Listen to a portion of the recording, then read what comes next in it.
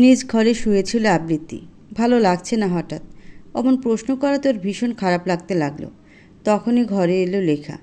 নতুন ক্র্যাচে ভোর করে আসছে। তৎক্ষণাৎ তাকালো না আবৃত্তি। চোখ মুখ স্বাভাবিক করে বলল, তুই আবার হাঁটতে শুরু করেছিস আপু? কত সময় শুয়ে বসে থাকা যায় বলতো? মানুষ তো আমি। তাও ঠিক। বাবা মা আসবে আজ, জানি। তোকে অন্যমনস্কে দেখাচ্ছে। তোর কি কিছু হয়েছে? কই না তো। মিথ্যে বলিস না। সত্যি কিছু হয়নি। আচ্ছা আপু, বাবা কি এখনও রেগে আছে আমার উপর? ধুর বোকা, বাবা তো রাগ করেননি, শুধু একটু অভিমান করেছিলেন। তাহলেই ভালো। আমার খুব কষ্ট হয়। আমি বোধহয় সবাইকে কষ্ট দিয়ে ফেললাম। আবৃত্তিকে নিজের দিকে ঘুরিয়ে লেখা বলল, বাজে কথা বলিস না তো। বাবা মা তোকে কতটা ভালোবাসে সেটা কি বলে দিতে হবে? আর সবটা তো আমি করেছি, বরং তোর কাছে আমি ঋণী। কিছু বলল না আবৃত্তি। লেখা উঠতে উঠতে বলল, রান্নাঘরে ছিলি? ঝোল বুড়িয়ে ফেলেছি শাড়িতে। যা বদলে নে। ইচ্ছে করছে না। বাবা মা এসে তোকে এ অবস্থায় দেখলে কি ভাববে বলতো? যা বদলে আয়। হেলে দুলে জামা বদলাতে গেল আবৃত্তি। ভালো লাগছে না কিছু। সব কেমন জটিল হয়ে উঠছে ক্রমশ। এক অনিশ্চিত জীবনে দিশাহীনভাবে হেঁটে চলেছে।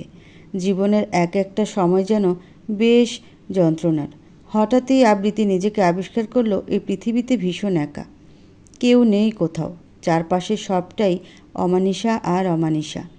চা পানের সাথে সাথে অনেক কথাই হলো দু পরিবারের। এই অনিশ্চয়তার মাঝে কেউ আর দুঃখ টেনে আনলেন না, বরং বিষয়টাকে মসৃণ করার আপ্রাণ চেষ্টা। চায়ের কাপটা নামিয়ে রেখে তরল রসিকতা করলেন ললিতা বেগম। ওনার এক একটা কথাতে বেশ হাসি তামাশা হচ্ছিল। শব্দের জোর খুব বেশি হওয়াতে নিজ ঘর থেকে শুনতে পেল আবৃত্তি। ভীষণভাবে মন ছুটে যেতে চায়, তবে কোথাও একটা আড়ষ্টতা জড়িয়ে রেখেছে। পায়ে যেন আঁকড়ে ধরেছে মেঝে। এত বেশি অস্থির লাগলো যে বের হতে পারল না আর। কিছু সময় যেতেই ললিতা বেগম এলেন। কথার খেয়ে হারিয়ে ফেলা আবৃত্তি হঠাৎই কেঁদে উঠল। বুকে জড়িয়ে পরম যত্নে আগলে নিলেন ললিতা। সোনা মেয়েরা কখনো কাঁদে না। আমি তো তোমার সোনা মেয়ে না মামুনি। খুব বাজে আমি। রাখো সেসব কথা। তোমাকে কতদিন ধরে দেখি না। আগে প্রাণ ভরে দেখতে দাও তো। আমি সরি মামুনি। আবার কতবার দুঃখ প্রকাশ করে মানুষ। হয়েছে তো। আমার খুব গিল্টি ফিল হচ্ছে। অশান্তিতে মস্তিষ্ক ফেটে যাচ্ছে। বাবার সামনে যাওয়ার মুখ নেই। লক্ষ্মী মেয়েরা কখনো এমন বলে না আবৃত্তি। তাছাড়া এতে তোমার দোষ কোথায়? সবটা ঘটেছে লেখার ইচ্ছেতে। তুমি কেবল বাধ্য পাখি। তবুও কান্না থামল না আবৃত্তির। বেশ অনেকটা সময় কাঁদল জড়িয়ে। একটা সময় স্থির হলো। নাক টেনে টেনে বলল, আমি চোখে মুখে পানি দিয়ে আসি, তুমি বসো। বাথরুম থেকে পানি দিয়ে এসে নিজের ঘরে বাবাকে আবিষ্কার করে আরেকবার কান্না ভেঙে পড়ল আবৃত্তি। আসাদ সাহেব ধমকে উঠলেন। রাশ ভারী কণ্ঠ তার। আমি জানতাম সাহসী তুমি। কবে থেকে এমন ভীতু হলে? এমন মেয়েটা তো আমার নয়। আমাকে ক্ষমা করো বাবা। ক্ষমা করব না। তুমি আমাকে ব্যথিত করলে। আমি ভাবিনি তোমাকে এমন বিধ্বস্ত দেখতে পাবো। আশাহত করলে আমায়। কথা আটকে যাচ্ছে আবৃত্তির। মেয়েকে বুকে জড়িয়ে নিলেন আসাদ সাহেব। মাঝে মধ্যেই তরল রসিকতা করছে ললিতা। না হেসে পারছে না আবৃত্তি। দু চোখের জল মুছতে মুছতে বলল, আই লাভ ইউ মামুনি। বাবা, I love you so very much. স্রোত হারিয়ে খেয়া যেমন লুটিয়ে পড়ে, আবৃত্তির অবস্থাও তেমন। গত 3 মাস বারবার লুটিয়ে পড়েছে অগোচরে আবডালে। সূক্ষ্ম বেদনাগুলো গলা টিপে ধরেছে যেন। সব মিলিয়ে অসহ্য এক জীবন। লেখা আজকাল একটু বেশি অসুস্থ। দিন শেষে কথা বলার মানুষ অবধি থাকে না আবৃত্তির। এই তো গতদিন জ্বরে বমি করলো, তাও বেশ কয়েকবার। কেউ ছিল না পাশে। লেখার অসুস্থতা আবৃত্তিকে বুঝিয়ে দিল কঠিন হতে চলেছে ভবিষ্যৎ। সকাল সকালে ভার্সিটির উদ্দেশ্যে রওনা হলো। তবে বৃষ্টিটা এত বেশি যে বাড়ির বাইরে এক পা ফেলা মুশকিল। একটা গাড়িও দেখা যাচ্ছে না। ক্র্যাচে ভর করে আসে লেখা, হাতে দই মিষ্টি। আবৃত্তি অবাক হয়নি। এ বাড়িতে একজনই ওর আপনজন। হাজারো ব্যথার মাঝে ও মনে রেখেছে ওর পরীক্ষার কথা। আবৃত্তি সামনে এলো। আপুকে 2 হাতে আলিঙ্গন করলো। ভালো করে পরীক্ষা দিবি। যা পড়েছিস ইনশাল্লাহ সবই আসবে, দেখিনিস। আপু, আগে বল তোর শরীরটা কেমন এখন? আমি তো গত 2 দিন একটু খোঁজই নেইনি। যাচ্ছে দিন। আমি ঠিক আছি। তোর তো পরীক্ষা, তুই কি করে খোঁজ খবর নিবি? এমনিতেও কত সময় নষ্ট হলো। এখন হাঁ করতো। দই মিষ্টি খাওয়ালো লেখা। আবৃত্তির ললাটে চুম্বন করে বলল, জীবনে সফলতা আসুক। আমি যাচ্ছি তাহলে। আপু, তুই ঘরে যা। কি করে যাবি? ছাতা নিয়ে যাই, সামনের মোড়ে হয়তো রিক্সা পাবো। কোনো দরকার নেই। তাহলে? উন্মেষ তোকে পৌঁছে দেবে। কোনো দরকার নেই আপু, আমি একাই যেতে পারবো। ওইটুকু পথ, তারপরই তো রিক্সা বাস কিছু একটা পেয়ে যাব। কথা বলিস না তো। শার্টের হাতা ফোল্ড করে বেরিয়ে এলো উন্মেষ। মুখটা স্বাভাবিক। আবৃত্তি বুঝে ছেলেটা খুব বেশি খুশি নয়, তবে মুখে একটা আলাদা ভাব ঝুলিয়ে রেখেছে। লেখা দেখল টাইটা ঠিক নেই। অবশ্য ঠিক হবেই বা কী করে? বিগত 3 বছর ধরে লেখা পরিয়ে দিয়েছে টাই। একদমই অভ্যেসহীন হয়ে গেছে উন্মেষ। টাইটা ঠিক করে দিল লেখা। আবৃত্তি হাত কসলাচ্ছে শুধু, চোখে দৃষ্টি মেঝেতে। সাবধানে যাবে, পৌঁছে দিয়ে আমায় কল করবে, ঠিক আছে? আর আবৃত্তির এক্সাম শেষ হলে নিয়েও আসবে। বৃষ্টি আজ থামবে বলে মনে হচ্ছে না। গ্যারেজ থেকে গাড়ি বের করলেন গার্ড নুরুল চাচা। গতদিন কাদা ছিল খুব, সেজন্যই ধুয়ে পরিষ্কার করে দিলেন। লেখা আবৃত্তিকে নানান পরামর্শ দিচ্ছি। গাড়িতে ওঠার সময় উন্মেষ বলল, সামনে এসে বসো। বসল আবৃত্তি। ভীষণ অস্বস্তি হচ্ছে ওর। এই যে 3 মাস চলে গেল, অথচ কখনো উন্মেষের সাথে একটার বেশি 2টা কথা হয়নি। আরও চোখে তাকাতেই লক্ষ্য হলো উন্মেষের খোঁচা দাড়িগুলো নেই। ক্লিন শেপ করা মসৃণ গালটা দেখে আবৃত্তির রাগ হলো। সব ভুলে সঙ্গে সঙ্গে বলে উঠল, ক্লিন শেপ কেন করেছেন? খোঁচা খোঁচা দাড়িতে ভীষণ ভালো দেখায়। আচরণ অত্যন্ত স্বাভাবিক। আবৃত্তি ভুলে গেছে গত 3 মাসের কথা। তাদের জীবন বদলে গেছে। উন্মেষ নড়ে চড়ে ওঠে। খেয়াল হয় আবৃত্তির। এক রাশ লজ্জা আর অস্বস্তি এসে স্পর্শ করে পুরো শরীরে। মৌনতা বজায় রাখে দুজনেই। এক পর্যায়ে উন্মেষ শুধায়, শরীর কেমন এখন? কাল অসুস্থ ছিলে, জ্বর কমেছে? জি। উন্মেষ আর কিছু বলেনি। আবৃত্তি ভারী অবাক। উন্মেষ কী করে জানে ওর অসুস্থ হওয়ার কথা? পরীক্ষাগুলো ভালো হয়েছে আবৃত্তির। গত 20 দিন প্রায় পড়াশোনায় ডুবে গিয়েছিল। সমস্ত কিছু ফেলে একটাই মনোযোগ। আজ একদম ফ্রি। আকাশটা মেঘলা। খিচুড়ি বসিয়েছেন দ্বিতীয়া, সাথে বেগুন ভাজা আর ঝাল করে রান্না করা খাসির মাংস। খাবারটা ভীষণ প্রিয় ওর। গন্ধে পেটের খিদেটা বেড়ে গেল কয়েক গুণ। ডাইনিংয়ে ছিল উন্মেষ। আজ ছেলেটার গালে খোঁচা খোঁচা দাড়ি। ভালো লাগলো আবৃত্তির। মেয়েটি ডাইনিংয়ে সময় না ব্যয় করে রান্নাঘরে এলো। দ্বিতীয় একটু স্বাভাবিক, টুকটাক কথা বলেন। আমি নিয়ে যাব আন্টি? হ্যাঁ, নিয়ে যাও। তরকারির বাটি নিয়ে গেল আবৃত্তি। লেখা জানে খিচুড়ি খুব ভালোবাসে মেয়েটি, তাই বলল, বসে পড় তুই। না, আমি পরে খাবো, তুই বস তো। লেখা বসল। উন্মেষ নিজে খাবার বেড়ে দিচ্ছে। লেখার চোখটা ভীষণ জ্বলছে। উন্মেষের মতো কাউকে পেয়ে নিজেকে ধন্য মনে হলো। উন্মেষ বলল, খাচ্ছ না কেন? খাচ্ছি তো। কোথায়? এই তো। খাবারের লোকমা মুখে দিল লেখা। আচমকা গলায় উঠে গেল। আবৃত্তি পানি দিল। হাত বুলিয়ে দিচ্ছে উন্মেষ। দুজন যেন লেখার জীবনে ঢাল হয়ে দাঁড়িয়েছে। খাবারে মনোযোগ রাখো লেখা। অসুস্থ শরীরটাকে আরও অসুস্থ করে দিও না। আর একটু পানি খাবি আপু? না, ঠিক আছে। পানির গ্লাস সরিয়ে নিল আবৃত্তি। দ্বিতীয়া ডিম ভাজি রেখে বললেন, বসে যাও আবৃত্তি, লেট করো না। পরে খাচ্ছি আন্টি, এখনই বসো।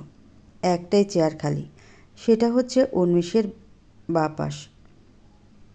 ডান পাশে বসা লেখা। হাত দিয়ে ওনার কোণ গোটাতে লাগলো আবৃত্তি। লেখা চোখ দিয়ে ইশারা করলো বসতে। আবৃত্তি বসলো ঠিক, তবে ভেতরটা অশিষ্ট। উন্মেষ নিজেও খুব একটা খেতে পারল না। উষা বলল, ছোট ভাবি, শপিং করতে যাবে প্লিজ? শপিংয়ে যাবে? আমি তো সবেমাত্র বাসায় এলাম উষা, প্লিজ আসো না। উষার চোখ দুটো ফোলা, যেন খুব সময় নিয়ে কেঁদেছে। আবৃত্তি সেটা বুঝতে পেরে বলল, ঠিক আছে, তুমি তৈরি হও, আমি বরং ফ্রেশ হয়ে আসি। থ্যাঙ্কস। রিকশায় চড়তে ভালো লাগে আবৃত্তি, তাই ওরা রিকশা নিয়ে রওনা হলো।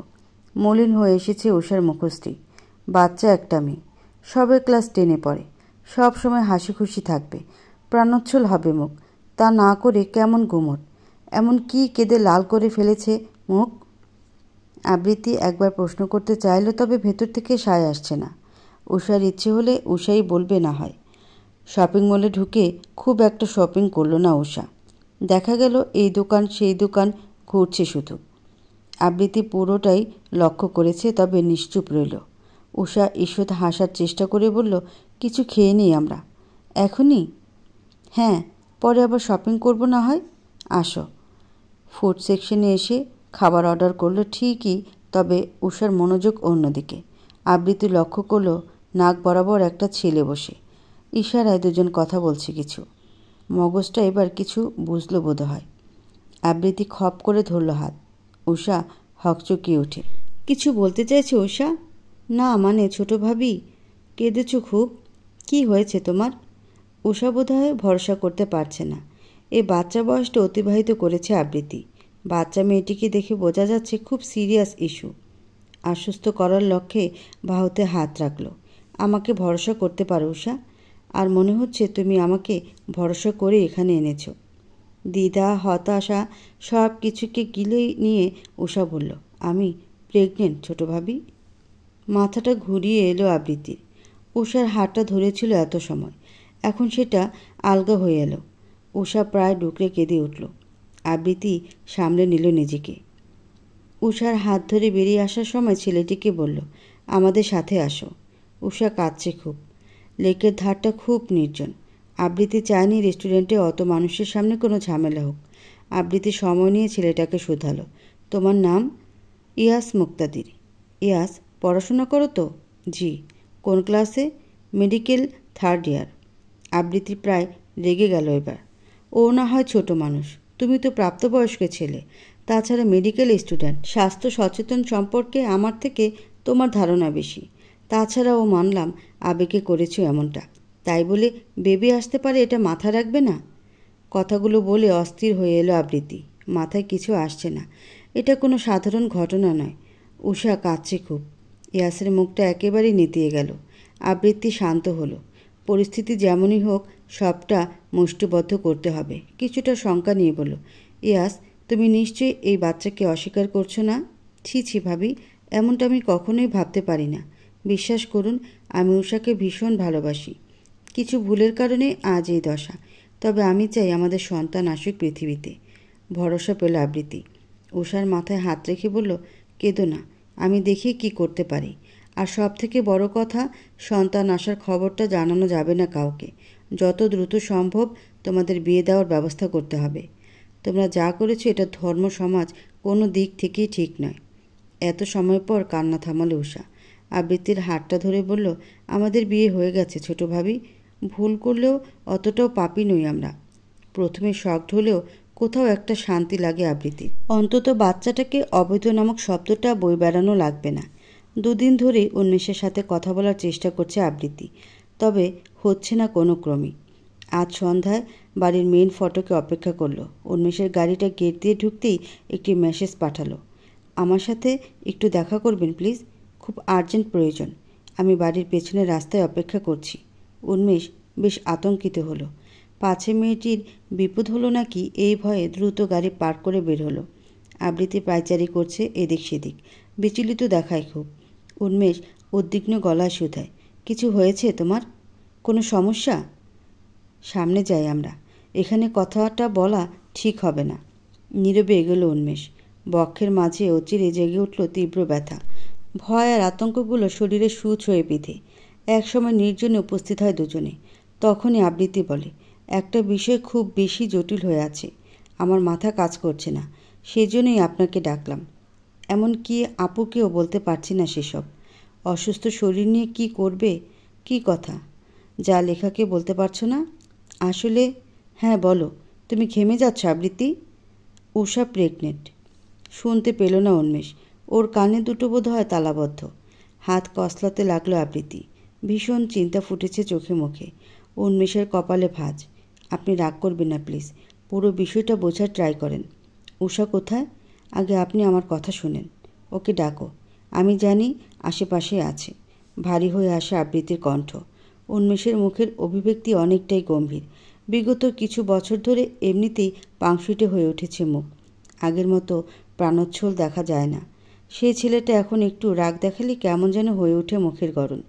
আড়াল থেকে কাছে এলো উষা। হাত পা কাঁপছে বেশ। মেয়েটির পাতলা গরনে পেটটা নিচু হয়ে আছে। বোঝা যায় খুব বেশি দিন হয়নি ঘটনার। উন্মেষ বলার পূর্বেই আবৃত্তি বলল, আসলে হয়েছে কি, আমি কথা বলি? মিয়ে যায় আবৃত্তি।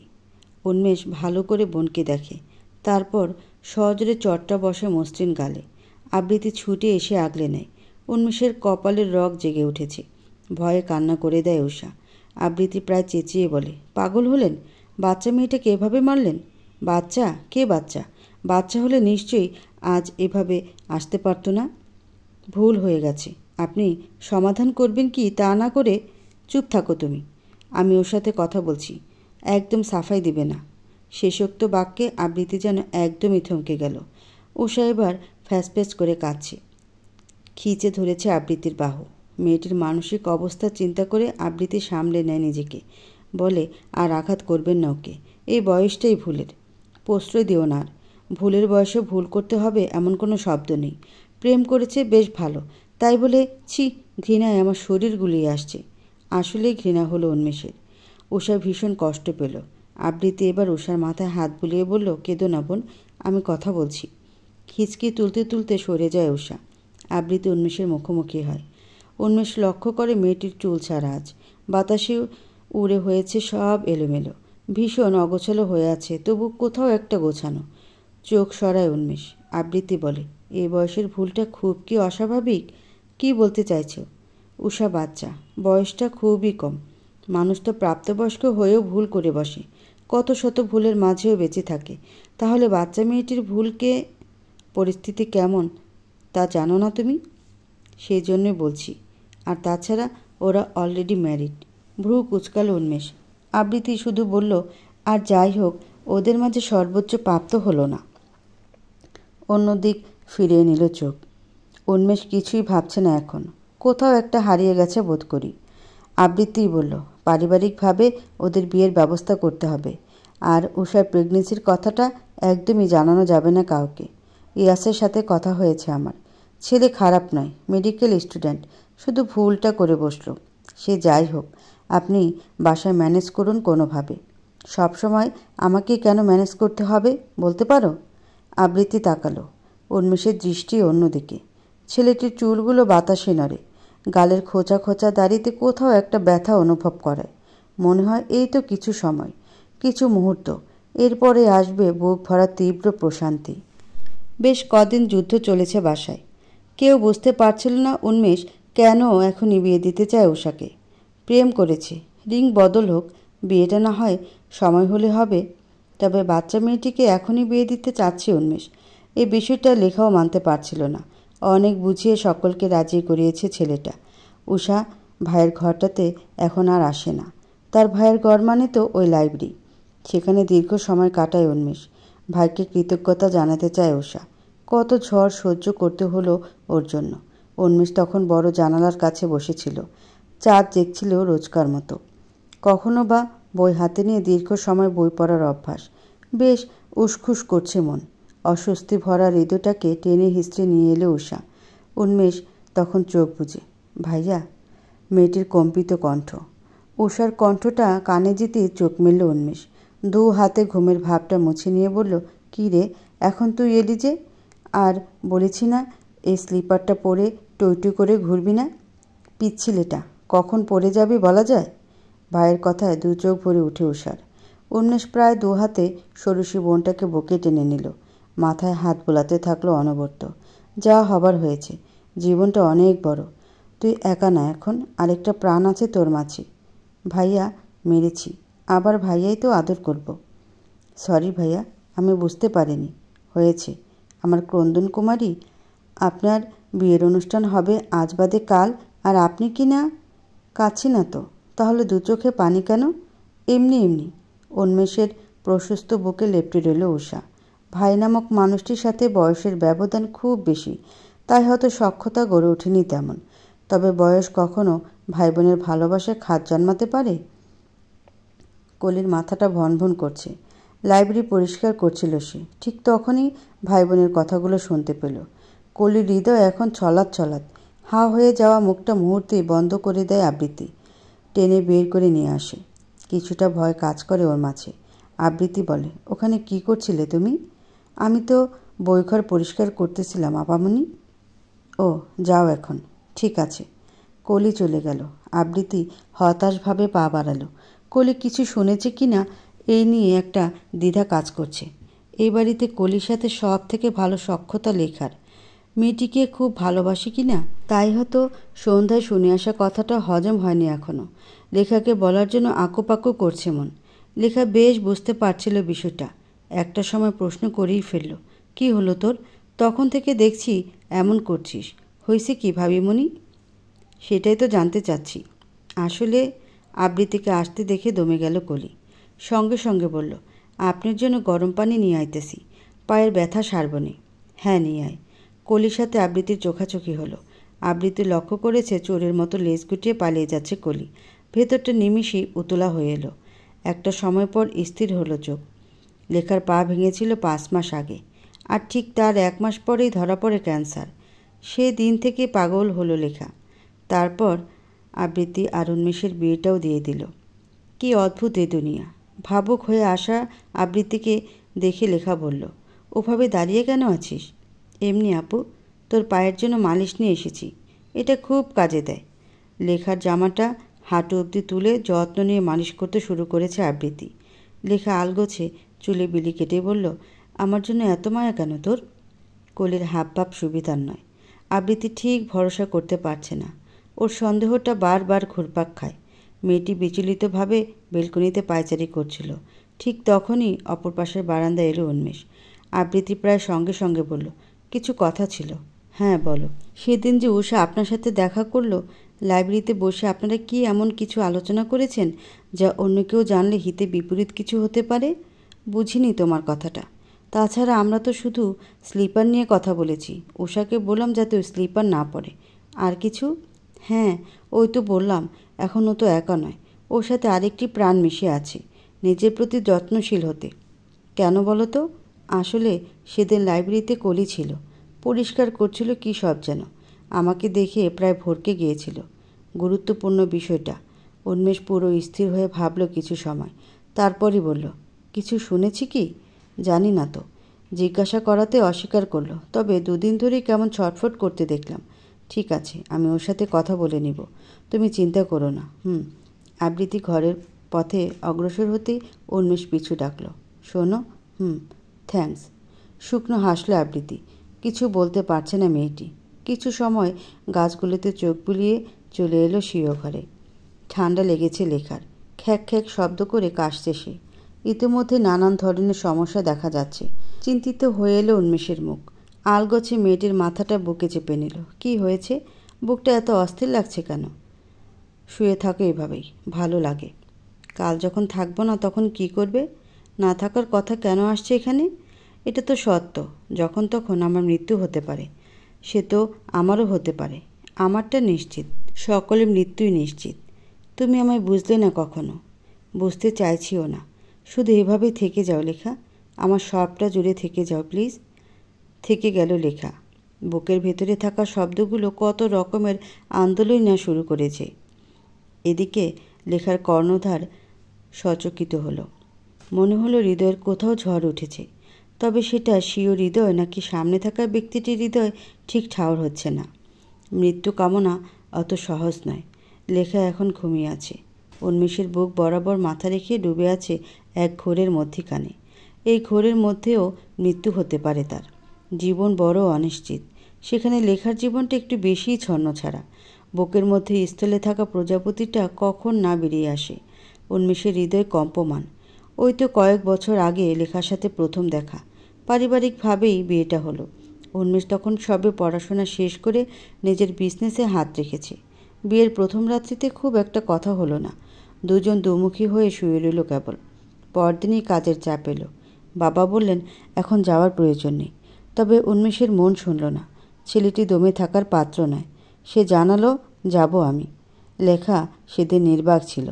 প্রয়োজন মনে করেনি কেউই ওর মতামত গ্রহণের। এমনকি উন্মেষ যখন ব্যাগ গোছায়, লেখা তখন বলেছিল, ফিরে আসবেন কবে? অদ্ভুতভাবে উন্মেষ বলেছে, যেদিন সময় হবে। ওইটুকুই। তারপর মন খারাপ করে বসলো লেখা। কে দেখলো না সেসব। একদিন পর পাঠানো হলো বাবার বাড়ি। আবৃত্তি তখন ভীষণ ব্যস্ত। পড়াশোনা বরাবরই বেশ সিরিয়াস। রাত জেগে পড়াতে চোখ ডেবে গেছে। এত সব কিছুর মাঝেও লেখার জন্য সময় বের করলো মেয়েটি। পুরো দুরাত্রি নিয়ে শুনল লেখার মনের কথা। একটা মানুষকে ক্ষণিকে কতখানি ভালোবেসে ফেলেছে। জীবনের সব প্রাপ্তি যার নামে লিখে দিতে চায়। সর্বশেষ একটি দুঃখ জানালো, ও আমায় কেন কল করলো না। 7টা দিন পর এলো উন্মেষ। সেদিনও কথা হলো না লেখার সাথে। ঠিক তার পরের দিনই নিজ ভালোবাসা সিক্ত করে দিয়েছিল লেখাকে। পৃথিবীর সমস্ত সুখ এনে দিয়েছিল হাতের মুঠোতে। লেখা অচিরেই বুঝেছিল মানুষটা ওকে সব থেকে বেশি ভালোবাসে। এত ভালোবাসা হারিয়ে যাচ্ছে অতলে। লেখা ঘুমের মধ্যেই ডুকরে উঠল। উন্মেষ আঁকড়ে ধরল মেয়েটিকে। চুমুতে ভরিয়ে দিল মুখশ্রী। হাত বোলাতে বোলাতে যেন আওড়ালো, চলে যেও না প্লিজ, আমি বড় একা। উষার বিয়ের দিন সব থেকে বেশি খুশি দেখালো আবৃত্তিকে। মেয়েটি খুব বেশিই সুন্দর। অতিরিক্ত সুন্দরীদের বেশি সাজতে নাকি খুবই বাজে দেখায়। সেজন্য মেয়েটি সাজল না খুব। সন্ধ্যা যখন উষার বিদায় হলো, সকলেরই মন খারাপ। তবে অদ্ভুতভাবে কেউ কাঁদল না। সবাই যেন অনুভূতি হারিয়ে ফেলেছে। গেট থেকে বিদায় নিয়ে ফিরছিল উন্মেষ। তখনই ওদের এক ক্লায়েন্ট এসে বললেন, হ্যালো মিস্টার উন্মেষ। হাই মিস্টার রহমান, ভালো আছেন? জি, খুব ভালো আছি। কোনো অসুবিধা হয়নি তো?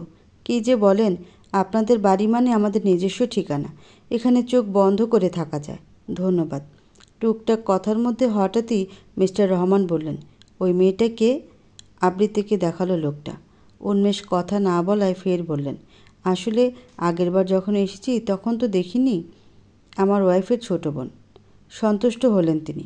মুখে একটা আলাদা ভাব চলে এসেছে। উন্মেষ ইগনোর করার ট্রাই করছে। তখনই ভদ্রলোক বললেন, আমার শ্যালককে তো চিনেনি। গত বছর পরিচয় হলো না তো, ওর জন্য মেয়ে দেখা হচ্ছিল। আপনার শালিকাকে খুব পছন্দ করেছে। ধাক্কা খেল উন্মেষ। আবৃত্তি কারোর সাথে হেসে হেসে কথা বলছে। ভদ্রলোক আরও কিছু বলতেই উন্মেষ বলল, হতাশাজনকভাবে বলতে হয় ও বিবাহিতা। কি বলেন? ওইটুকু মেয়েটা বিবাহিতা? খুবই খারাপ লাগলো। কোথায় ওইটুকু মেয়ে? ওর 2 বছরের একটা বাচ্চাও আছে। আপনি বড় অ্যাডভান্স হয়ে গেছেন। একটু পিছিয়ে আসুন। জানেন তো, আগে আগে বিয়ে করা উচিত। উন্মেষের মতো মানুষের থেকে এমন কথা আশা করেননি মিস্টার রহমান। গম্ভীর হয়ে এলো মুখশ্রী। সেসব পাত্তা না দিয়ে অন্যদিকে এলো উন্মেষ। কী দিন এলো! লেখা নিকটস্থ হতে লেখা বলল, শোনো, আবৃত্তির পেটে পেন হচ্ছে কিছুদিন। পেন কিলার শেষ হয়ে এসেছে। একটু এনে দিবে? ঠিক আছে, আমি যাচ্ছি। রাতে খাবারের সময় আবৃত্তির সাথে দেখা হলো উন্মেষের। মেয়েটি আজ শাড়ি পরেনি, নর্মাল সালোয়ার কামিজ পরেছে। তবে আজও ওড়নাটা মেজে ছুঁয়েছি। অভ্যেসটা গেল না আর। দ্বিতীয় আবার টপস পরা পছন্দ করেন না, শাড়িতেই নারী, এই কথাটা অন্তরে গেঁথে রেখেছেন। আবৃত্তি চেষ্টা করে, তবে সামাল দিতে হিমশিম। ডাইনিংয়ে কথা বলার মতো সুযোগ ছিল না, তাই উন্মেষ বেলকনিতে এসে দাঁড়ালো। রাতের আকাশ দেখতে ভালো লাগে আবৃত্তির। বড় জানালা না থাকাতে খোলা বেলকনিতে এসে দেখে, বিষয়টা জানা ছিল উন্মেষের। আজ আবৃত্তি এলো না। অপেক্ষা করতে করতে সিগারেট ধরালো উন্মেষ। তখনই কাশতে লাগলো আবৃত্তি। হতবুদ্ধি হারিয়ে উন্মেষ তাকায় সিগারেটের দিকে। চটপট ফেলে দেয় ফিল্টার। আবৃত্তির কাশি থামে। মারার প্ল্যান করলেন নাকি? জানতাম না তুমি বসে আছো। যা তা। একটুর জন্য আমার প্রাণটা চলে যাচ্ছিল। লেখা বলল, তোমার পেটে পেন হচ্ছে আজকাল? পেন কিলারটা ফুরিয়ে গেল কাল। আজ আর যাওয়া হয়নি বাইরে। শোনো। তাকালো আবৃত্তি। পকেট থেকে ওষুধের পাতাটা বের করে উন্মেষ বলল, এইটাই তো নিতে আগে, এখন কি অন্যটা নাও? হাত বাড়িয়ে দিল উন্মেষ। বেলকনির কাজ ঘেঁষে খানিকটা নিচু হয়ে ওষুধের পাতাটা নেয় আবৃত্তি। মেয়েটির উজ্জ্বল মুখটায় চাঁদের আলো পড়ে ছিটকে। এক অদ্ভুত দ্যুতি খেলে যায় মুখে। হাতের সাথে স্পর্শ লাগতেই শুধু শরীর নয়, বুকের মধ্যভাগও কেঁপে ওঠে দুজনার। বিয়ের 2 মাস যেতে না যেতে খবর এলো উষা প্রেগনেন্ট। বাচ্চা মেয়ে। অল্প বয়সে মা হওয়াটা স্বাস্থ্য ঝুঁকির। দ্বিতীয়া প্রায় ফোনের মধ্যে মেয়েকে বকা দিলেন, তবে সবশেষে খুশি বোধ করলেন। নানি হতে যাচ্ছেন তিনি। ওনার প্রথম নাতি বা নাতনি আসতে চলেছে। উষার শ্বশুরবাড়ি থেকে দাওয়াত এসেছে। বিকেলে যাবে সকলে। এদিকে আবৃত্তি কিছুটা অসুস্থ। থেকে যেতে চাইল লেখা, তবে থাকতে দিল না আবৃত্তি। ওর ভাষ্য মতে লেখার ঘোরাঘুরি প্রয়োজন, মন সতেজ হবে। তাছাড়া কলি তো আছেই। এসব কথা বলে লেখাকে পাঠিয়ে দিল সে। উন্মেষ আজ বাসায় নেই, ব্যবসায়িক কাজে ব্যস্ত। আলমাদ সাহেব হাত ভর্তি করে মিষ্টি এনেছেন। মেয়ে শ্বশুরবাড়ি যাবেন বলে কথা। কোনো কমতি যেন না থাকে। শরীর খারাপ থাকা সত্ত্বেও আবৃত্তি উঠে এলো।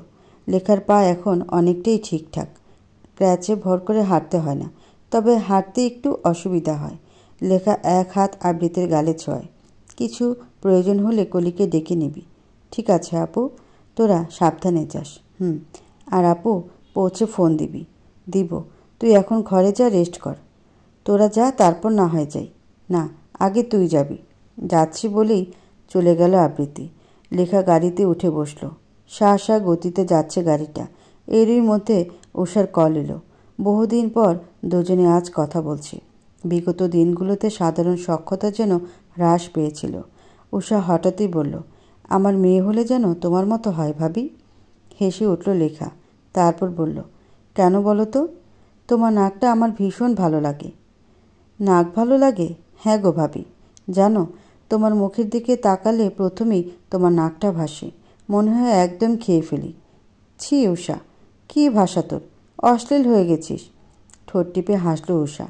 এদিক ওদিক তাকিয়ে বলল, শোনো ভাবি, আমি খুব পেকে গেছি। তবে এই লাইফটা দারুণ, খুব বেশি এনজয় করছি। তাই? একদম। বাহ, আমার ননদিনীর মুখে লাজ লজ্জা সব হারিয়ে গেছে দেখছি। সে তো এখন মা হতে চলেছে। বরের ভালোবাসায় দিশেহারা। এবার লজ্জা হাসল উষা। লেখা দেখল পৌঁছে গেছে। হাত নাড়িয়ে বলল, এসে গেছি। সবাইকে দেখে না নেমে পারল না উষা। ইয়াস দ্রুত ধরল মেয়েটির হাত। আজকাল মেয়েটি ভুলে যায় তার পেটের মধ্যে অন্য একজনের বাস। খালি ছটফট করে। ইয়াস চোখ রাঙায়। সাবধানে চলো, কখন না পড়ে টরে দুর্ঘটনা ঘটিয়ে ফেলবে। সরি। থাক, এবার আসো আমার হাত ধরে। উষা লক্ষ্য করল ইয়াসের যত্ন বেড়েছে 1000 গুণ। আগেও যত্ন করত খুব, তবে বাচ্চাটা আসার খবর যেই না শুনেছে আদর সোহাগ বেড়ে গেছে। মনে মনে খুশি হয় উষা। সাথে একটু আফসোস করে ভাবে, ইস, কেন আগে আমি মা হলাম না। লেখা এসেই উষার গাল টেনে দিল। এইটুকুনি মেয়ে। লেখার যখন বিয়ে হয় তখনও উষা ফ্রকের সাথে ছোট ছোট প্যান্ট পরে ঘুরত। আর সেই মেয়েটা মুহূর্তে এত বড় হয়ে গেল। মেয়েদের বড় হওয়ার সাথে সত্যি বয়স নামক সংখ্যার যোগ নেই। প্রায় প্রতিটি মেয়েরই লড়াই করে বাঁচতে হয়। তাদের সংগ্রাম শুরু হয় মায়ের গর্ভ থেকে বের হই। কথার ফাঁকে আবৃত্তির কথা ভুলে গিয়েছিল লেখা। হঠাৎ যখন মনে হলো তখনই কল করলো। হ্যাঁ আবৃত্তি, আমরা পৌঁছে গেছি। তুই ঠিক আছিস? আপু। তোদের সব ঠিকঠাক আছে তো আপু? সব ভালো। আচ্ছা, সাবধানে চলিস। তোর পাটা কিন্তু এখনও রিক্সে আছে। ঠিক আছে আমার বুনু, আপনার কথা মাথায় থাকবো। আবৃত্তি হাসল শুধু। ওর গলাটা কেমন যেন শোনায়। লেখা অবশ্য খুব একটা আমলে নিল না। ফোন রাখার আগে শুধু বলল, কোনো সমস্যা হলে কল করিস। সকাল থেকে প্রচণ্ড পেট ব্যথা। এখন দুপুর হয়ে এসেছে। আবৃত্তির পেট ব্যথা যেন দ্বিগুণ হারে বাড়ছে। মেয়েটি সাপের মতো মোচড়ায়। খুব যন্ত্রণা হচ্ছে। ইদানিং সমস্যাটা বেড়েছে খুব। নিজেকে স্থির রাখতে পারছে না। চোখ দিয়ে জল নেমে আসছে। কলিং বেল বাজল তখনই। আবৃত্তির শরীরে এক ফোঁটা শক্তি অবশিষ্ট নেই।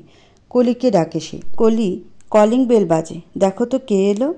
আর একটু গরম পানি বসাও তো, পেটে গরম ভাপ দিতে হবে। ঠিক আছে আপামনি। দরজা খুলে কলি দেখল উন্মেষ দাঁড়ানো। সে বলল, ভাইজান, আজকে এত আগে আগে আইলেন যে? কিছু ফাইল নিতে এসেছি, ভুলে রেখে গিয়েছিলাম। আচ্ছা। তড়িঘড়ি করে চলে গেল উন্মেষ। কলি গেল রান্নাঘরে। পানি বসানোর জন্য হাঁড়ি নামানোর সময় কাচের বোতল পড়ে গেল। সেই বোতলের এক অংশ লাগলো পায়ে। চেঁচিয়ে উঠল কলি। আবৃত্তি তখন ঘুমিয়ে জল। উন্মেষ ছুটে এলো। দেখল কলির পা কেটে গেছে। বিরক্ত হলো সে। সাবধানে কাজ কর, কতখানি কেটে গেল। কলির চোখে পানি। উন্মেষ বলল, কি করছিলে এখানে? আবৃত্তি, আপামনির পেট ব্যথা, গরম পানির ভাপ দেওয়ার লেগে গরম পানি নিতে আইছিলাম। আর তখনই নিজের পাটা কাটলি। উত্তর করে না কলি। উন্মেষ ওকে ঘরে পৌঁছে দেয়। বেশ অনেকটা কেটেছে। মলম আর ব্যান্ডেজ দিয়ে ফিরে আসতেই আবৃত্তির গোঙানি কানে আসে। মেয়েটা আর্তনাদ করে বলছে, কলি, একটু গরম পানিটা নিয়ে এসো, যন্ত্রণা বেড়েছে। দ্বিধায় পড়ল উন্মেষ। গরম পানি বসিয়ে যায় আবার কলির ঘরে। কলির চোখের পানি নাকের পানি এক করে ফেলেছে। কেটেছে অনেকটা, ব্যথা হিচকি তুলছে। উন্মেষ বুঝতে পারল একে বলে লাভ হবে না আর, এ নিজেই আধমরা। গরম পানি নিয়ে আবৃতির ঘরে যেতে উন্মেষ দেখল মেয়েটি আগে থেকে পেট উন্মুক্ত করে রেখেছে। নজর ঘুরিয়ে নিল উন্মেষ। আবৃতির চোখ দুটো বোঝা। মেয়েটি ঠোঁট কামড়ে নিজের ব্যথা দমানোর প্রয়াসে। উপায়হীন উন্মেষ এগিয়ে এলো। গরম পানির ব্যাগটা আলগোছে ধরল আবৃতির পেটের উপরে। এতে কিছুটা আরাম বোধ হলো মেয়েটির। বেশ কিছুটা সময় এভাবেই চলল। উন্মেষ একবারও তাকালো না আবৃতির দিকে। মেয়েটি যখন প্রায় ঘুমিয়ে পড়েছে তখন উন্মেষ উঠে এলো। যাওয়ার পূর্বে আবার চোখ গেল উন্মুক্ত উদরে। দীর্ঘ এক নিঃশ্বাস ফেলে মেয়েটির শাড়ি নামিয়ে দিল। ঘরে এসে ফাইল গুছিয়ে নিতেই তুমুল বৃষ্টি শুরু। ফোন এলো। আলমাদ সাহেব জানালেন আজ ওনারা আসতে পারবেন না, কারণ ওইদিকে ঝড় চলছে খুব। উন্মেষকে বলা হলো দ্রুত বাড়ি ফিরতে। বলে রেখে দিল উন্মেষ। অফিস গেল না আর। তাছাড়া আবৃতির শরীরও খারাপ। সন্ধ্যা হয়ে এসেছে। উন্মেষের খেয়াল হলো বৃষ্টির পানি আসছে জানালা দিয়ে। তড়িঘড়ি করে ছুটল আবার। আবৃতি জানালার কাছে একদম।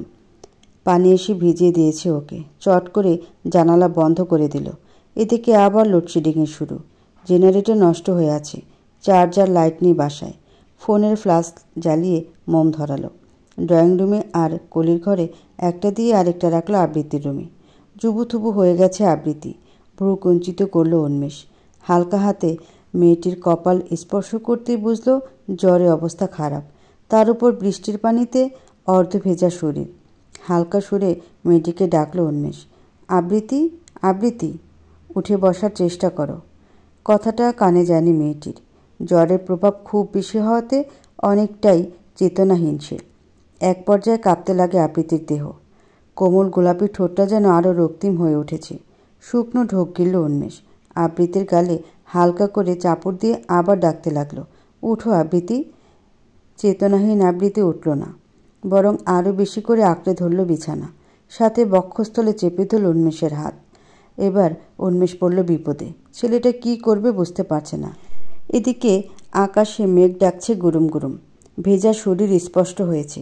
এভাবে থাকলে মেয়েটির বড় কোনো রোগ বাঁধবে। আলগোছে কোলে তুলে নিল উন্মেষ। বাচ্চা ছানার মতো করে গুটিসুটি হয়ে রইল মেয়েটি। বহু চেষ্টা করেও পুরোপুরি জ্ঞান ফেরাতে পারল না। আবৃতির শাড়ি বদল করে নর্মাল টপস পরিয়ে দিল উন্মেষ। মেয়েটি একদমই জ্ঞানহীন। বুক চেড়ে বেরিয়ে আসে দীর্ঘশ্বাস। বেডে রেখে উঠে যেতেই হাতটা আঁকড়ে ধরল। উন্মেষের হৃদয় কেঁপে ওঠে। কিছু বলছে আবৃতি। অস্পষ্ট তার কণ্ঠ। নিচু হয়ে শোনার চেষ্টা করল উন্মেষ। আবৃতি বলছে, যেও না চলে, প্লিজ যেও না। ঠিক তারপর পরই বলছে, আমি তোমায় ভালোবাসি না, ভালোবাসি না তোমায়। জ্বরের ঘরে নানান কথাবার্তা বলল আবৃতি। উন্মেষ অনেকটা ভিজে গেছে।